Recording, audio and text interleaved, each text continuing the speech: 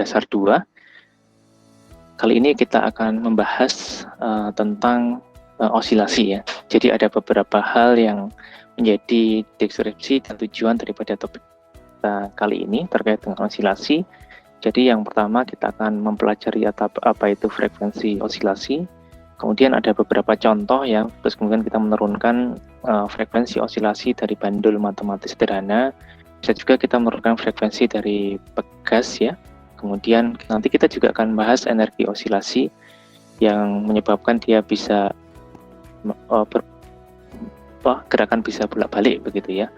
Kemudian kita mengukur percepatan gravitasi bumi, osilasi Dawei, resonansi, contoh kasus dan lain. Diharapkan rekan-rekan sekalian setelah mengikuti perkuliahan ini dapat atau mampu menerapkan teori osilasi untuk memecahkan persoalan kompleks ya ke teknik sipilan. Oke. Kita akan singgung apa yang telah disampaikan sebelumnya ya, terkait dengan aplikasi osilasi dalam dunia teknik sipilan yang kemarin kita sudah berikan suatu contoh. Oke.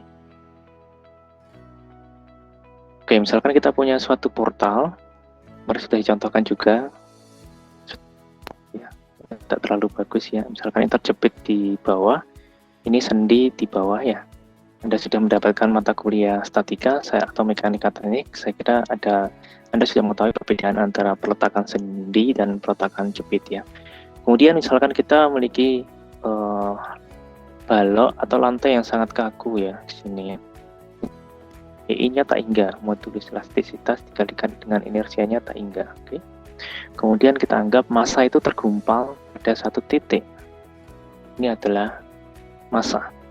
Oke. Nah, sistem portal ini terdiri dari kolom dan balok atau lantai. Ya, kolomnya ini yang satu terjepit di bawah dengan peletakan, yang satunya lagi dengan peletakan sendi. Oke, maka ketika kita kasih suatu eksitasi, ya kita kasih suatu eksitasi gempa ya. Salah satu aplikasi dalam dunia teknik sipil itu adalah terkait dengan rekayasa kegempaan ya. Itu gempa itu merupakan beban dinamik yang merupakan fungsi daripada waktu ya. Ini saya ambil percepatan gempa itu bekerja di bawah pondasi kita, yaitu percepatan gempa saya simbolkan menjadi AG. Nah, awalnya gempa itu kan tidak ada ya, kemudian dia mulai ada kecil gitu, kemudian membesar, kemudian mengecil. Nah, gitu. Terus hilang, nol begitu. Ini adalah eksitasi gempa yang bekerja di bawah pondasi atau di bawah bangunan kita. Misalkan kita punya portal sederhana seperti ini. Nah, tentu saja respon daripada struktur itu sangat tergantung daripada frekuensi alami daripada sistem struktur yang kita miliki. Ya, jadi ini sistem kita ini tadi terdiri dari kolom. Ini kiri memiliki kekakuan K1 misalkan, kekakuan lateral ya. Kemudian yang ini memiliki kekakuan lateral K2. Nah, oke. Nah, akibat ini percepatan gempa ini kalau kita ibaratkan dia akan membuat goyangan ke kanan dan ke kiri, ke kanan dan ke kiri, sehingga responnya itu bisa ke kanan, bisa ke kiri. Misalkan kita ambil respons di satu arah saja ya, misalkan ke kanan. Ya, misalkan ini adalah Y gitu, atau perpindahan lateralnya, oke? Y-nya. Oke. Nah, daripada struktur itu sangat tergantung daripada sifat alamiah daripada sistem struktur itu sendiri. Ya, nanti akan kita jelaskan, tapi sebelumnya kita akan mencoba merumuskan frekuensi daripada sistem struktur ini. Ya, kita tahu ya bahwa respon struktur itu ada perpindahan ya. Jadi respon struktur yang paling mudah kita lihat adalah perpindahan. Ketika ini digoyang ke kiri, maka perpindahannya akan ke kanan. Kalau kita goyang ke kanan, maka perpindahannya akan ke kiri. Maka respon struktur yang paling mudah adalah perpindahan. J atau perpindahan. Kemudian respon yang kedua adalah turunan Y terhadap waktu atau turunan perpindahan terhadap waktu. yaitu dy per dt. Ini adalah kecepatan. Kemudian ada juga respon struktur yang berwujud adalah percepatan struktur, yaitu turunan kedua dari perpindahan. Ini adalah percepatan. Sekali lagi mohon dibedakan bahwa ini adalah respon struktur. Respon struktur itu ada perpindahan struktur, percepatan struktur, ada percepatan struktur. Sedangkan gaya luar itu adalah percepatan gempa. Jadi beda, ini percepatan gempa, ini adalah percepatan struktur. Percepatan struktur itu merupakan respon daripada struktur yang disebabkan oleh percepatan gempa atau eksitasi gempa yang bekerja di bawah pondasi kita. Oke, gitu ya. Ini respon perpindahan, respon kecepatan, dan respon percepatan itu sangat tergantung daripada sifat alamiah daripada sistem struktur ini. Maksud saya adalah frekuensi atau periode strukturnya. Oke. Nah, sebelum kita merumuskan frekuensi ataupun periode alamiah daripada suatu sistem struktur, maka kita coba dulu menjumlahkan bahwa ketika ini melakukan perpindahan lateral, maka ada kekakuan satu dan kekakuan kedua yang mencoba untuk menahan perpindahan lateral tersebut.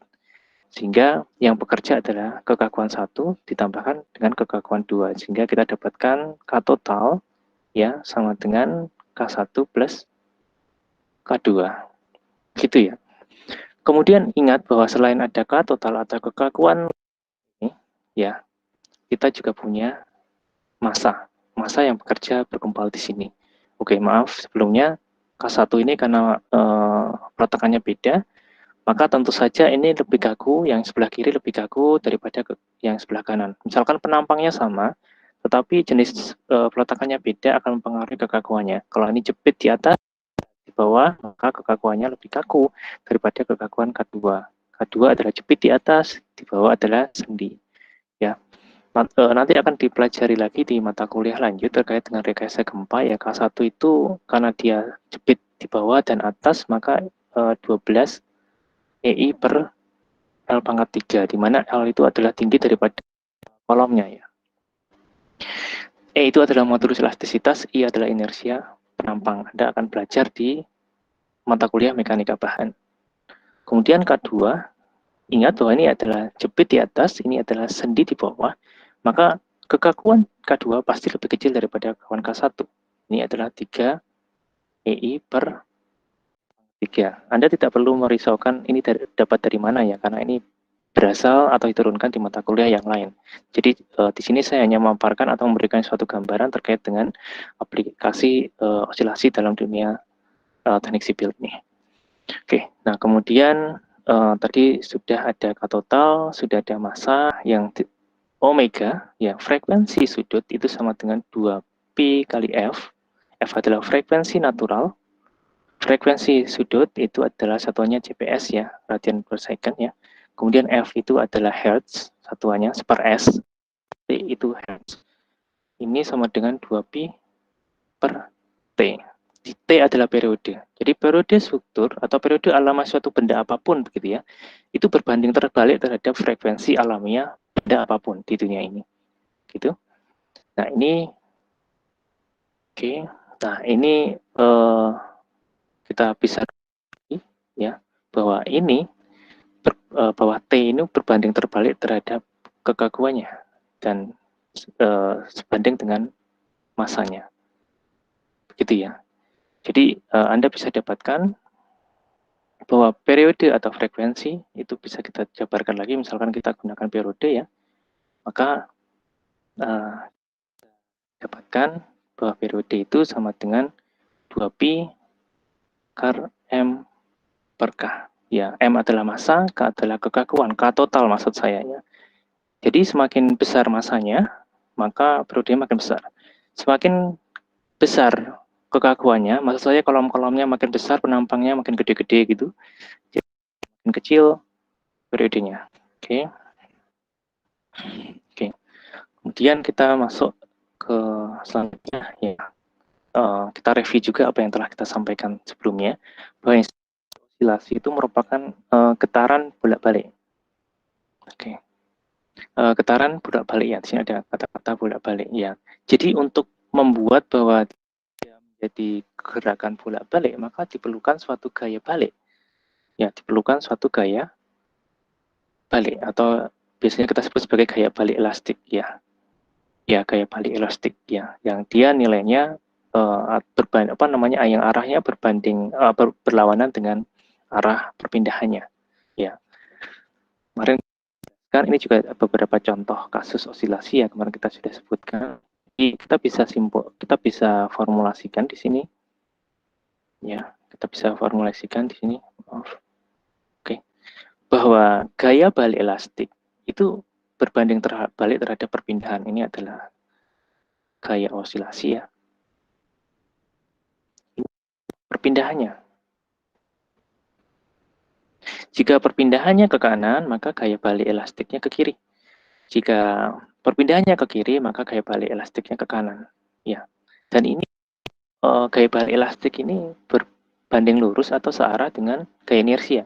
Jadi kalau kita punya massa, ini juga punya massa, begitu, maka ada timbul gaya inersia ke arah sana juga, Fi gitu ya, sama dengan M kali percepatan. Ini juga sama,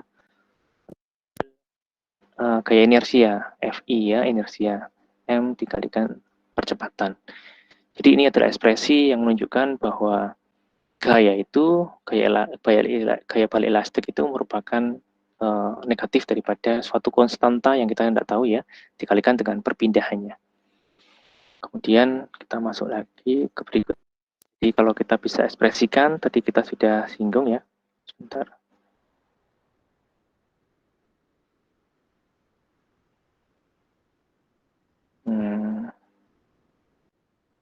Agak susah, oke. Oke, jadi hukum Newton 2 adalah F sama dengan M kali A, massa dikalikan percepatan. Tadi F kita masukkan tadi ya, sebelumnya, yaitu gaya balik elastik ya. Kita masukkan ke sini, kita ganti bahwa F itu sama dengan minus C kali Y. Ini adalah S 2, maka didapatkan bahwa percepatan itu sama dengan minus C per M dikalikan dengan Y. Oke, jadi ini adalah percepatan, ini adalah perpindahan. Ini adalah suatu konstanta. Ya. Oke. Nah, kemudian apa yang disebut sebagai frekuensi? Ya, nah di sini dikatakan bahwa F itu adalah frekuensi ya. Itu merupakan kebalikan dari suatu periode. Jadi kalau periode itu adalah waktu yang dibutuhkan untuk menyelesaikan satu gerakan bolak-balik ya. Ya, maka frekuensi itu adalah jumlah gerakannya dalam 1 detik begitu ya. Jadi frekuensi itu disajikan dalam satuan sepersecond atau seperdetik atau hertz. Ya, kita tahu ada kilohertz, itu maksudnya adalah 1000 hertz. Kemudian megahertz itu maksudnya adalah 1 juta hertz. Kemudian gigahertz 1 M, 1 miliar hertz. Nah, ini adalah contoh kasus ya. Jadi sebuah stasiun radio FM bekerja pada frekuensi 100 ini megahertz ya, maaf salah ini ya. Megahertz ya. Berapa periode osilasi di antena yang memancarkan gelombang radio tersebut ya. Kalau kita tahu bahwa ini adalah hertz ya, maka ini adalah frekuensi.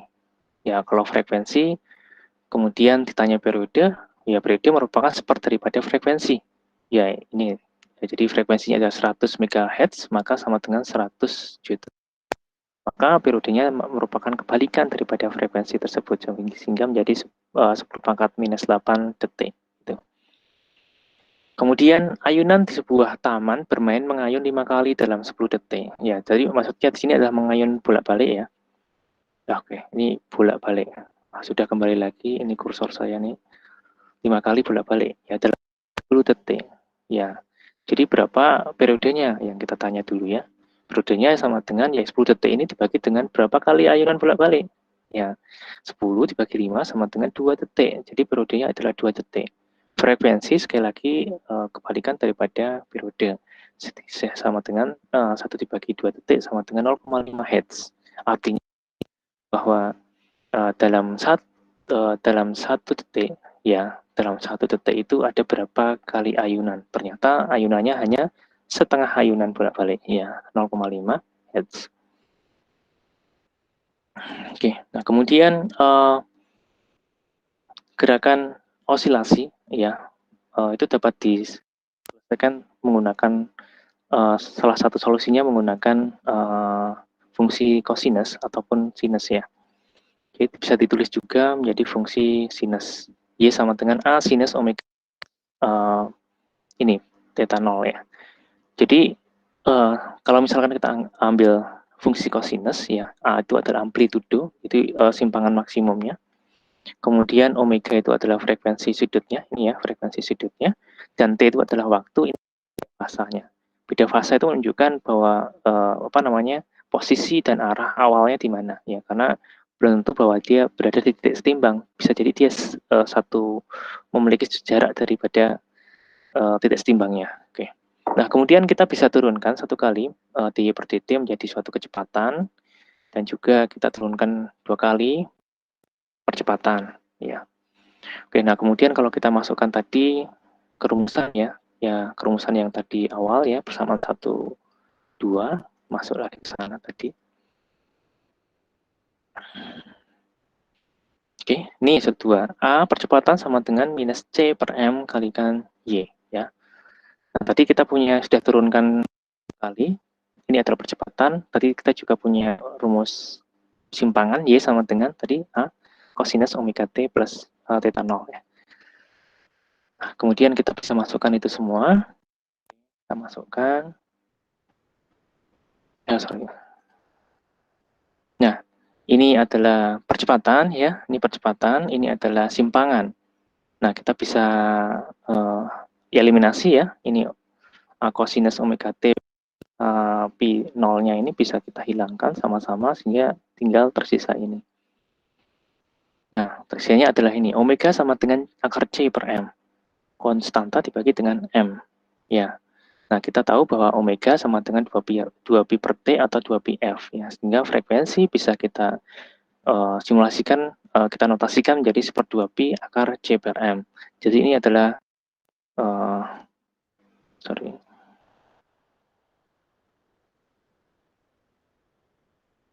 maaf ini agak susah ya.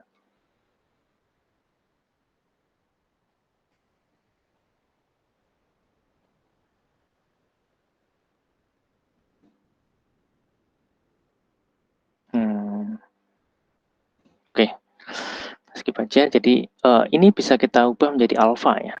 Itu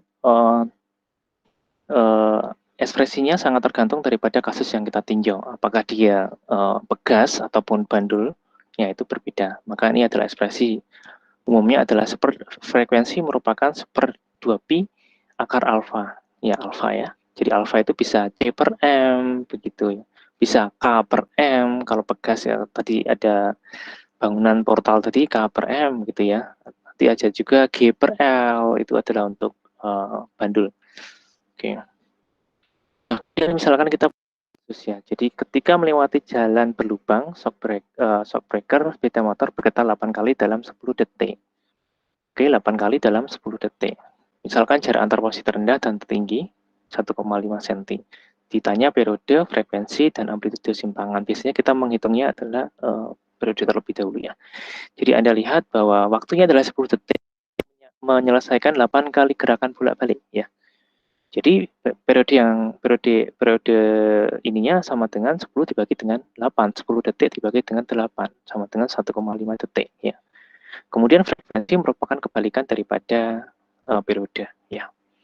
Kemudian tadi ditanya ya, amplitude simpangan pegas itu berapa? Ya tadi kan bahwa jarak terendah antara jarak terendah dan tertinggi itu adalah 1,5 cm. Karena dia ada osilasi, ya maka titik setimbangnya berada tepat di tengah jarak ini ya. Jadi amplitudo itu sama dengan setengah daripada 1,5 cm, sehingga 0,75 cm. Kemudian bandul matematis jabarkan, tidak perlu kita jabarkan lagi. Ya, jadi F itu sama dengan 1/2pi akar G per L. Tadi disampaikan bahwa notasi umumnya adalah frekuensi sama dengan 1/2pi akar alfa. Ya, alfa tadi bisa berubah. Tadi kasus bekas, misalkan bisa C per M ya, atau kasus yang tadi portal K per M, ya, alfa sama dengan K per M. Kalau kasus bandul, alfa itu sama dengan K per L, ya, oke. Kemudian contoh juga, kita punya, sebentar, ternyata ini saya bermasalah ya, maaf, saya mau curhat-curhat sebenarnya. Oh,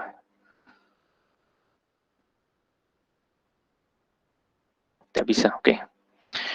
Oke, jadi panjangnya L sama dengan 67 meter, ya. Kemudian di sini masanya M sama dengan 28 kg. Tanya adalah berapa frekuensinya. Ya. Jadi frekuensi itu bisa didapatkan dengan tadi frekuensi sama dengan apa namanya 1/2 pi ya akar G per L. Ya, G itu adalah percepatan gravitasi 10 meter per second kuadrat ya. Dibagi dengan L. L itu adalah panjang daripada talinya ya. 67 meter ya. Dapatkan 0,61 Hz. Kemudian periode merupakan seper daripada frekuensi. Kemudian ini adalah osilasi bekas ya. Kemarin juga sudah kita sampaikan juga. Frekuensi sama dengan 1/2 pi per akar km. Tadi kita sudah jelaskan bahwa ekspresi umumnya adalah frekuensi sama dengan 1/2 pi akar alfa ya. Jadi kita sudah punya 3 parameter. Alfa itu bisa diisi dengan C per M, konstanta dibagi diisi dengan G per L, ya bisa diisi dengan K per M. Ya, K itu adalah konstanta bekas, M itu adalah masanya. Ya, misalkan ada contoh di sini. Bekas dari sebuah neraca memiliki panjang 20 cm ya. Kemudian ketika digunakan untuk menimbang sayuran 100 gram ini masanya ya, bekas mengalami pertambahan panjang 2 cm. Jadi 2 cm ini maksudnya adalah Y-nya atau X-nya ya, perpindahannya ketika dia sudah dikasih beban. Oke, tapi sebelumnya dia belum dikasih beban, ada kesetimbangan antara gaya bekas dan gaya apa namanya berat daripada sayuran itu. Kemudian jika gantungan sayuran tersebut sedikit ditarik sehingga berosilasi, berapa frekuensi osilasi? Oke, sebentar saya mau coret-coret di sini. Maaf, tidak bisa ya. Oh, tidak bisa.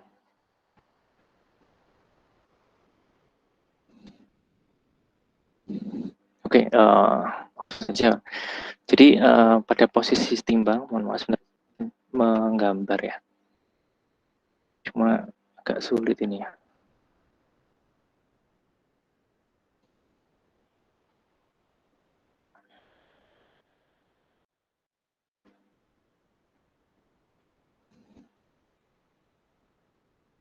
Oke, sini. Ya. Oke.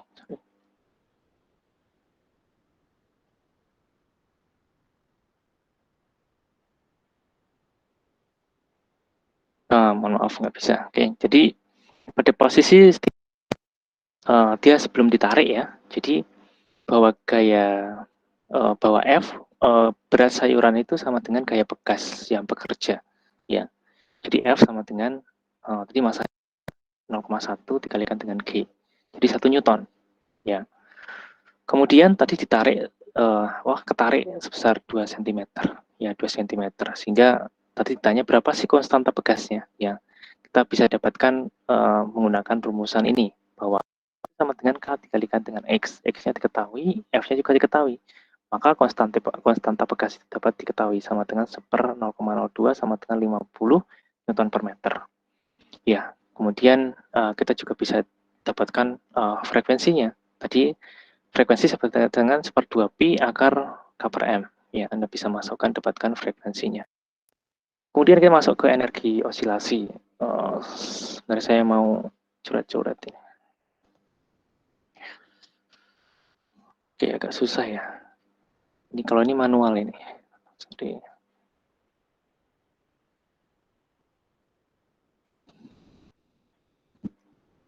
Oke, nggak bisa.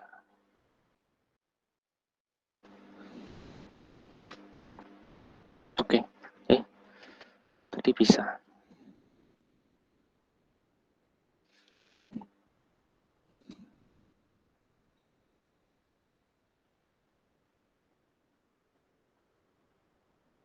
Oke, mohon maaf, saya sampaikan saja. Energi osilasi itu totalnya sama, kita sebut juga sebagai energi mekanik ya, energi mekanik. Jadi energi mekanik itu merupakan penjumlahan daripada energi kinetik dan energi potensial. Ya, dan di sini energi kinetik dan energi potensial itu akan menjumlahkan satu sama lain. Ya, jadi hal yang menarik adalah ketika energi kinetik maksimum, maka energi potensial nol. Ketika energi potensial itu maksimum, maka energi kinetik itu nol. Sehingga total energi mekanik itu sama ya. Ya, energi mekanik itu sama dengan energi kinetik maksimum atau sama dengan energi potensial maksimum. Ya, jadi misalkan kita tinjau bahwa dengan adanya laju maka adanya energi kinetik. Jadi energi kinetik itu ada karena benda itu bergerak ya, karena adanya laju. Ya, kita tahu bahwa energi kinetik itu sama dengan setengah m kali kecepatannya dikuadratkan. Kemudian energi potensial itu sangat tergantung dari kasusnya, sehingga kita turunkan nanti ya. Energi kinetik sama dengan setengah massa kalikan kecepatannya dikuadratkan. Oke, sehingga kita bisa masukkan ini ke sini. Dengan EM sama dengan setengah MV kuadrat plus EP. Kita tetap pertahankan notasi energi potensial seperti ini. Oke, kemudian pada saat benda memiliki laju maksimum, V maksimum, jadi terpaksa saya menggambar menggunakan mouse ya, bermasalah. Misalkan seperti ini, ada bandul ya. Ini posisi timbang, kemudian ini posisi terjauh, misalkan seperti ini. Ini posisi terjauh, ini posisi terjauh ya. Oke, posisi terjauh, maka ketika posisi terjauh, maka kecepatannya itu sama dengan 0. Ya, oke. Sebaliknya ya. Jadi pada saat memiliki laju maksimum, berarti di sini ya. Ini juga perpindahan maksimumnya. Oke, ketika laju maksimum, maka energi potensialnya 0 ya, karena dia berada di titik terendah di sini ya. Kalau di sini energi potensialnya tinggi karena dia berada di titik terjauh dari posisi terendahnya ya. Oke, jadi pada saat benda memiliki laju maksimum, maka energi potensialnya adalah 0 di sini ya. Laju maksimumnya. Maka energi potensialnya sama dengan 0 ya. Kemudian kita dapatkan bahwa energi kinetik kita sama dengan setengah mvm kuadrat ya. Sorry, setengah mv kuadrat. Karena maksimum kita ganti v tadi notasinya jadi m atau maksimum ya. Kalau ini 0, maka sehingga kita dapatkan energi mekanik itu sebenarnya sama dengan energi kinetik maksimum, setengah mvm kuadrat. Kemudian kita pindahkan ke sini, energi mekanik sama dengan energi kinetik plus energi potensial. Nah, energi mekanik itu sama dengan energi maksimum kinetik ya, setengah mvm kuadrat. Sama dengan kinetik ini adalah energi kinetik untuk semua keadaan ya, setengah mv kuadrat plus EP, energi potensial. Kemudian pada posisi maksimum, laju benda 0 dan energi potensial memenuhi ya. Jadi kalau laju pada posisi maksimum kan di sini ya. Ini bandul ya maksimum. Maka dia akan mulai berbalik arah. Ya, mulai berbalik. Kecepatannya 0. Pada ketika posisinya tertinggi, maka kecepatannya 0. Jadi ketika lajunya 0, maka energi potensialnya maksimum. Oke, gitu. Jadi ketika ini sekali lagi ini adalah energi mekanik ya. Energi mekanik ini adalah energi ya susah ya. Plus energi potensial sama dengan ya. Energi mekanik itu sama dengan energi kinetik plus energi potensial. Tadi kasusnya adalah ketika tadi ya lajunya maksimum, maka energi potensialnya 0. Nah, ini sebaliknya. Jika lajunya 0, maka energi potensialnya adalah maksimum. Ya, sehingga kita bisa simpulkan bahwa energi mekanik itu sama dengan energi kinetik maksimum, sama dengan juga energi potensial maksimum. Ya, kita dapatkan EP maksimum itu sama dengan setengah mvm kuadrat juga. Begitu, jadi ekivalensinya seperti itu. bahwa energi mekanik itu sama dengan energi kinetik maksimum sama dengan energi potensial maksimum. Oke, nah kemudian ada kasus bandul sederhana ya, berosilasi di bawah pengaruh gaya gravitasi bandul ya. Nah, kemudian kita dapatkan bahwa energi potensial itu sama dengan mg kali y. Kalau di mata kuliah pelajaran SMA ada mgh ya. H itu adalah tingginya, ini adalah y, diubah jadi y. mgy, energi potensial. Di mana m adalah massa, g adalah percepatan gravitasi, yaitu adalah ketinggian beban dari posisi terendah ya. Sehingga kalau kita masukkan tadi bahwa E mekanik sama dengan energi kinetik ditambahkan dengan energi potensial, maka energi mekanik itu tadi sudah disebutkan bahwa sama dengan maksimum daripada energi kinetik, sama dengan setengah mvm kuadrat, sama dengan energi kinetiknya, kalau dalam keadaan umum setengah mv kuadrat ditambahkan dengan energi potensial. Energi potensial ini kita masukkan ke sini, mg kali y. Oke.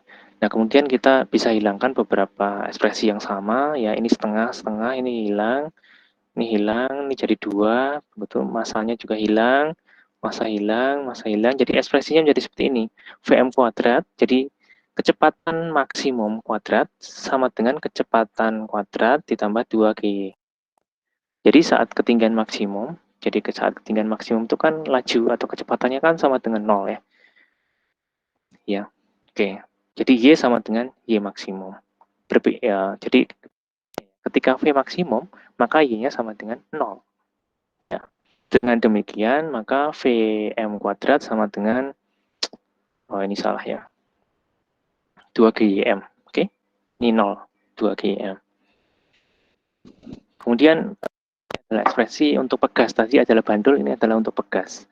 Jadi kalau untuk pegas itu, energi potensialnya bukan tadi mgy ya, massa kalikan percepatan gravitasi kalikan y tingginya.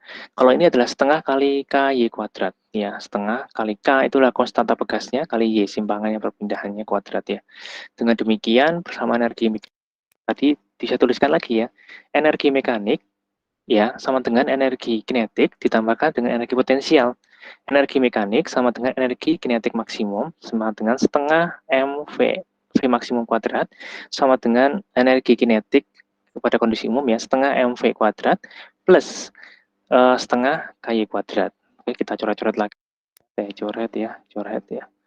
Kemudian Anda bisa coret juga ini. Ya, ini masanya dicoret, ini diubah dikalikan ada fungsi masanya gitu.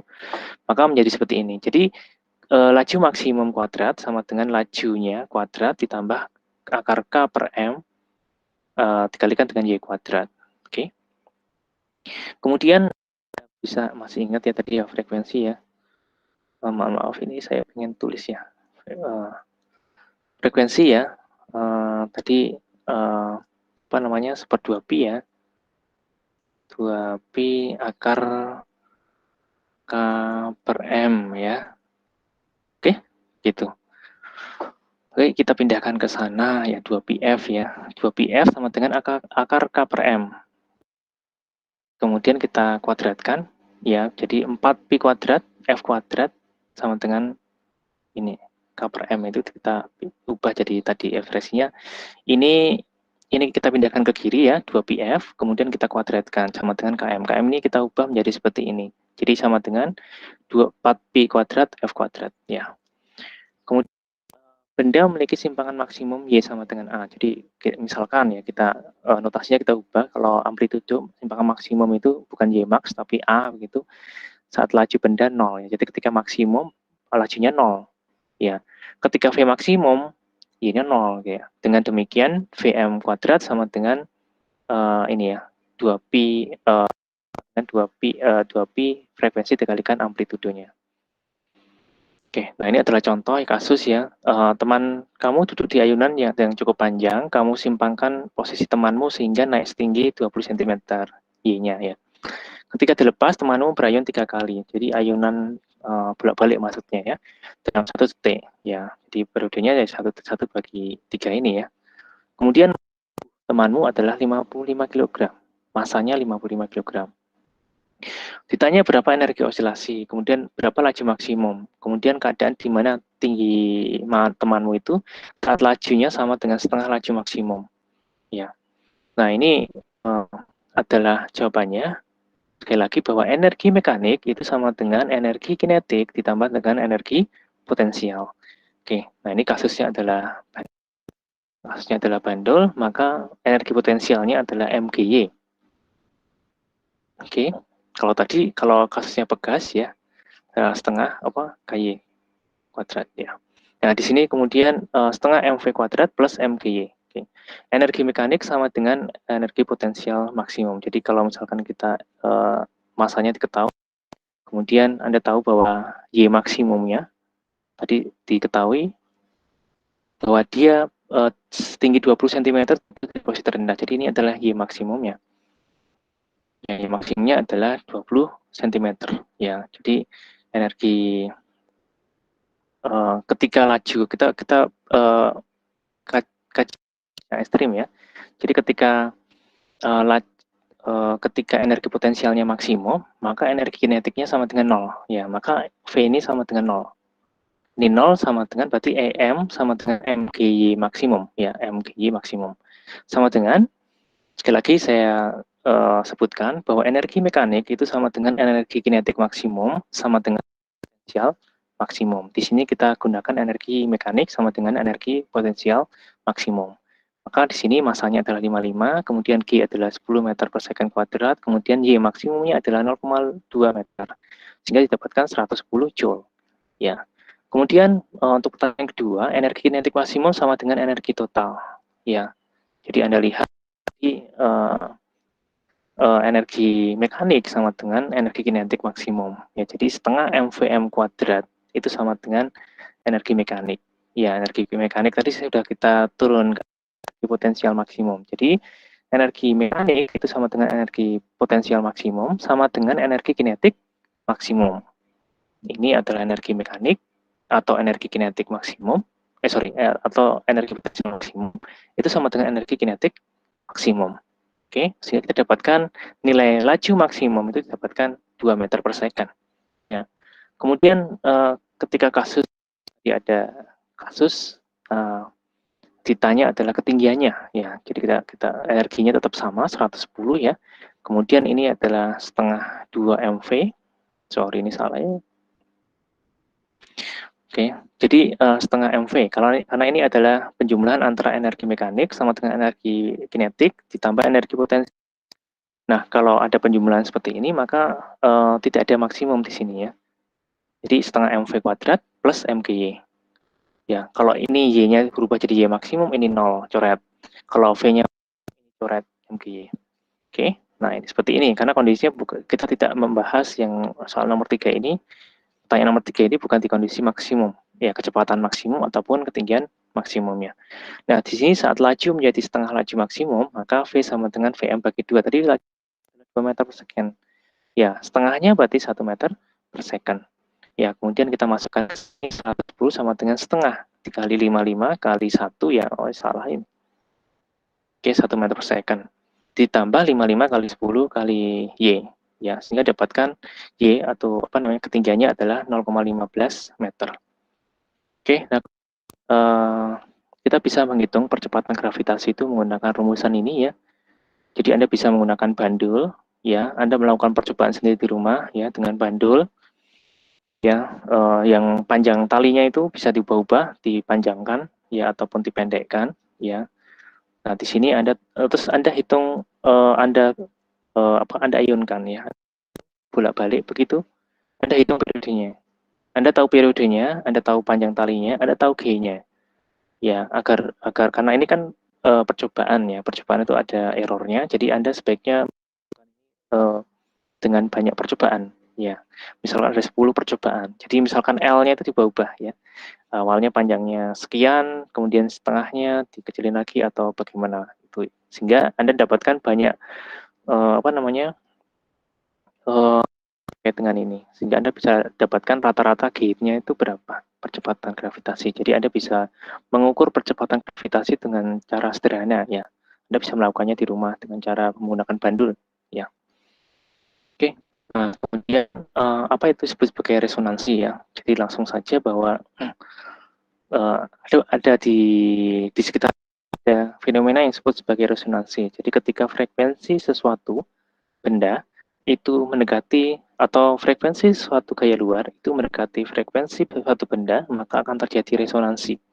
Ya, tiba-tiba dia akan mengalami getaran yang berlebihan ya. Misalkan Anda punya galon aqua yang besar itu, kemudian Anda di pinggir jalan, maka itu akan bergetar ya. Jadi galon itu akan bergetar. Anda tidak melakukan apa-apa, tapi galon itu akan bergetar sendiri. Itu yang disebut sebagai salah satu bentuknya adalah frekuensi. Resonansi.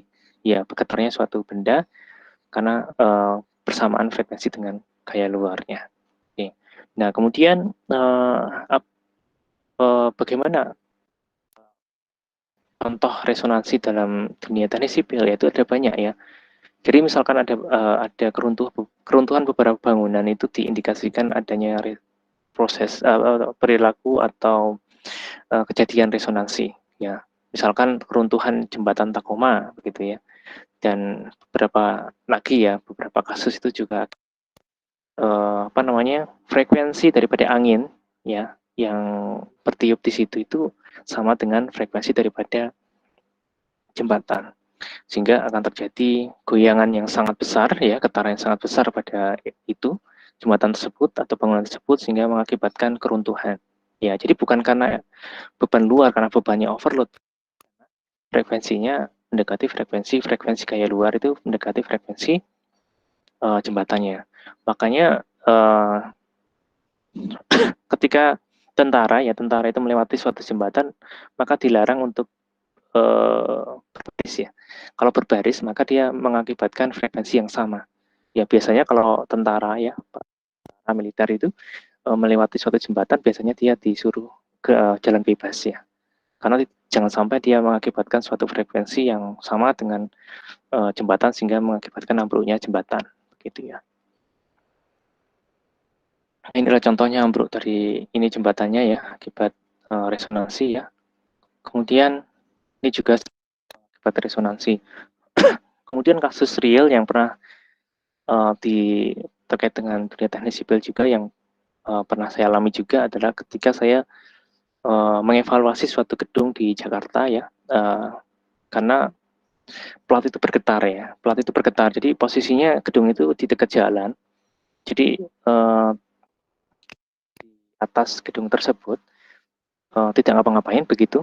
Ketika kendaraan itu lewat, kendaraan besar lewat, truk misalkan seperti itu, atau bis seperti itu ya. Kemudian platnya bergetar sendiri begitu. Kita cuma diam aja sebenarnya, tapi itu bergetar sendiri. Itu kan permasalahan yang kita bisa kaitkan dengan fenomena atau resonansi ini, kejadian resonansi ini. Jadi di situ frekuensi gaya luar, yaitu tadi getaran lalu lintas ya, itu sama dengan frekuensi alami daripada platnya, plat betonnya ya, plat beton bangunan yang saya ya. Kemudian bagaimana solusi agar dia tidak terjadi resonansi? Kita buat frekuensi alamiah benda tersebut itu sejauh mungkin daripada frekuensi yang mungkin akan terlampaui. Ya, caranya bagaimana? Kalau plat itu kita pertebal, ya. Ya kalau kita pertebal, maka periodenya itu tadi ya ada kekakuan. Kalau bahwa periode itu sama dengan 2pi akar K per M. Ya, 2pi akar M per K. Ya, dia berbanding terbalik terhadap kekakuan. Ya, jadi kalau platnya kita buat lebih kaku, maka periodenya menjadi kecil.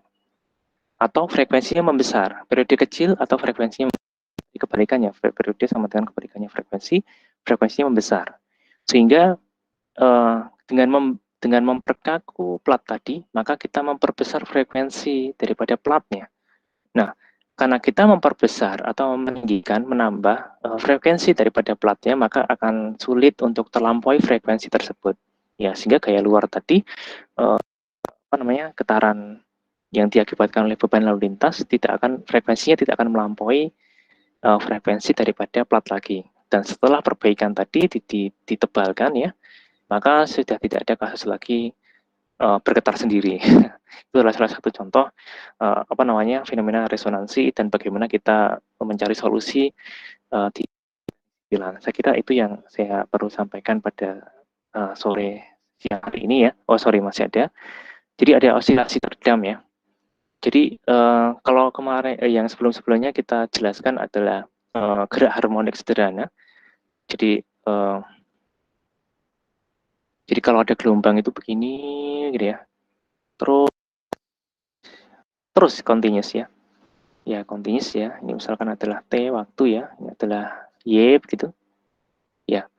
Ini adalah gerak harmonik sederhana. Jadi bisa kita fungsikan sebagai fungsi sinus atau kosinus ya. Kalau kita fungsikan sebagai tangan, nggak bisa, karena tangan itu kan dia akan asimptotik ya, dia akan nilai tangga. Nggak bisa kita fungsikan gerak harmonik sederhana itu dengan tangan ya, tapi hanya bisa kita fungsikan dengan sinus atau kosinus karena seperti ini. Oke, nah ini adalah gerak harmonik sederhana di mana dia ada naik, kemudian turun, naik lagi turun sampai tak hingga. Jadi sampai waktu yang tak hingga tidak akan. Nah kalau kita kaitkan ke dunia sehari-hari kan ini tidak mungkin ya. Jadi biasanya getaran itu akan berhenti. Iya. Nah makanya seperti pada bangunan tadi, kenapa ketika kita goyang kemudian dia akan berhenti? Salah satunya karena adanya redaman. Ya, setiap material di dunia ini C atau koefisien redaman. Ya, misalnya kalau kita kaitkan dengan struktur bangunan, maka koefisien redaman itu beda-beda.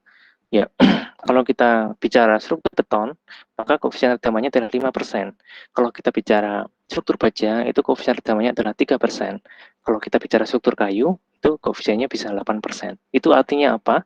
Bahwa material itu lebih bisa meredam daripada beton, apalagi baja. Ya, material baja itu redamannya paling kecil di antara beton dan kayu. Artinya seperti itu. Ya, jadi kalau kita kaitkan dengan bangunan, jadi setiap bangunan juga punya redamannya. Ya. Nah, di sini ini adalah kasus harmonik sederhana dan itu tidak mungkin ya. Yang biasa kita ada di kenyataan ya, di dunia real itu ya seperti ini ya. Jadi misalnya besar, kemudian mengecil, nah lama-lama hilang gitu kan, begitu ya. Oke, begini ya. Karena teredam, ini namanya teredam, oke. Ya kalau kita naik mobil misalkan atau naik sepeda motor kan ada shock breaker ya. Shock breaker itu tidak hanya pegas ya, tapi ada redamannya juga. Ya redaman yang dia mengurangi energinya, mengurangi energi yang kita terima. Ya sehingga kita merasa nyaman naik sepeda motor ataupun mobil ya. Karena redaman tersebut ya. Ya, redaman tersebut bisa wujudnya macam-macam ya. Ada bentuknya viskus ya, ada cairan viskoelastik ya, yang dia akan mengurangi redaman. Nah, kalau kita kaitkan dengan bangunan lagi, ada beberapa device yang dia bisa meredam gaya gempa. Misalkan kita pasang bracing bangunan itu, kita kasih bracing di sini ya. Di sini kita kasih device seperti dashboard begitu ya. Nah, ini kalau ada goyangan, dia bisa meredam gaya gempa yang masuk ke sistem struktur kita. Ya, itu adalah contoh di seksi wilayah. Kemudian ini ada pegas ya, ada peredamnya. Nah, ini ada contoh bagus ini ya. Jadi kalau Anda lihat sepeda motor, saya kira tidak asing lagi ya. Anda punya dua ini ya. Ini adalah pegas ya. Yang muntir-muntir ini adalah pegas ya. Ini adalah dashboardnya. Di dalamnya ada cairan ya, mungkin ya bisa ada cairan viskoelastik ya, ya, yang dia menahan ini.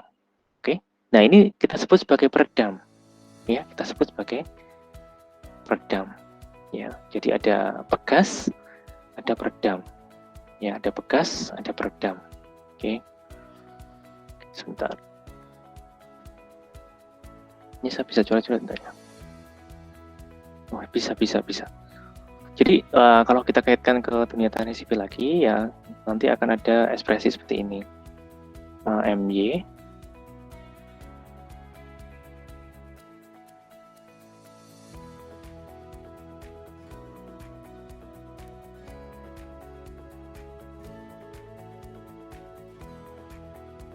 Seperti ini ya, bahwa suatu bangunan yang terkena gaya gempa itu bisa kita gambarkan atau kita bisa notasikan seperti ini persamaannya ya. Jadi ada massa dikalikan dengan percepatan ditambah dengan C itu adalah redaman. Dia tergantung dari material bangunannya dikalikan dengan kecepatan. Jadi kalau redaman itu sebanding dengan kecepatan. Kemudian ini adalah gaya balik elastik tadi K kali Y. Ya, sama dengan ini minus MYG kuat MYG percepatan gempanya. Ya, percepatan gempanya. Ini adalah sistem struktur bangunan yang terkena beban gempa adalah seperti ini. Jadi kita tidak bicara gaya inersia, ini kan gaya inersia FI ya. Tidak bicara juga ini F osilasi bekas tadi ya, gaya bekas ya, ini gaya bekas ya. Tapi kita juga bicara FC. FC itu adalah gaya redam, gaya redaman ya. Dan ini adalah gaya gempa. Oke, lengkap ya. Jadi sebenarnya kalau kita nanti belajar dinamika struktur atau rekayasa gempa, kita akan mengenal gaya atau gaya bekas, gaya inersia, dan juga gaya peredam, ada juga gaya gempa gitu. Jadi sistem struktur kita bisa notasikan dengan gaya lengkap seperti ini. Oke, saya kira itu yang perlu saya sampaikan ya. Mungkin nanti ini ya contohnya, ini adalah yang gerak harmonis sederhana, ini adalah yang teredam habis ya. Oke, saya kira itu yang bisa saya sampaikan pada video kali ini. Terima kasih atas kehadirannya.